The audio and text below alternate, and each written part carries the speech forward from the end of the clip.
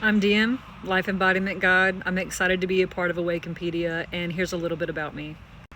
At the core of everything, I want to guide people into making choices from their truth and not their trauma, to live authentically, to feel fully alive, to show up as the best parent that they want to, the best entrepreneur that they want to, the best version of themselves, the version of themselves that they know exists in there and they just haven't been able to tap in yet.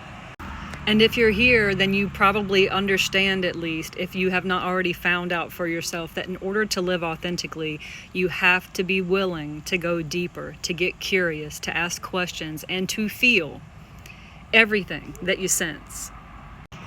After what I would describe possibly as a series of unfortunate events and trauma, I found myself waking up in a marriage I had built, in a home I had built, doing all of the right things.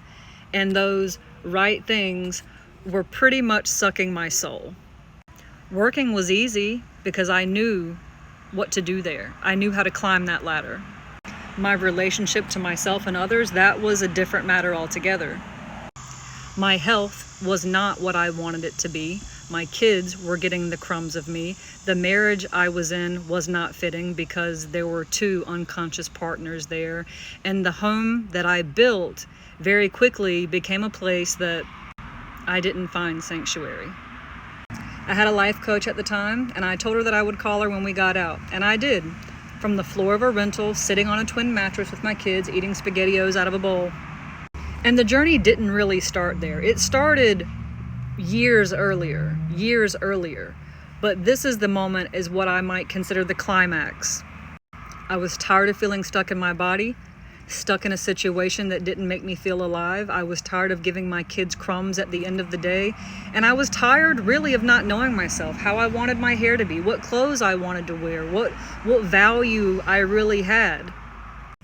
Essentially, I was living in burnout, not just physically, total burnout.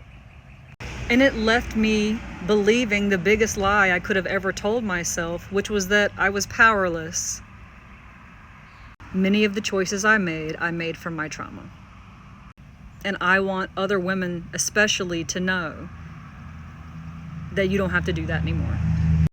The wellness of the mother ultimately leads to the wellness of the family. It's true, and there's science to back it. Embodiment work is what I do, but it's even bigger than embodiment. What I promote is true integrative wellness. You have 4 bodies: the physical body, the mental body, the emotional body, and the energetic body.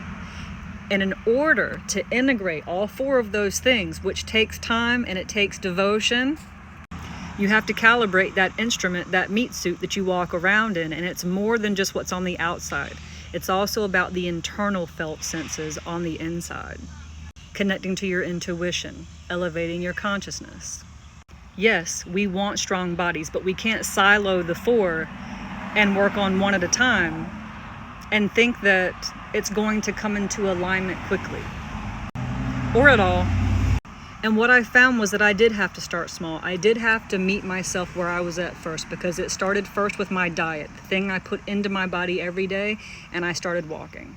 And eventually I began journaling again. I began exercising again. I began connecting with myself again, asking myself questions again.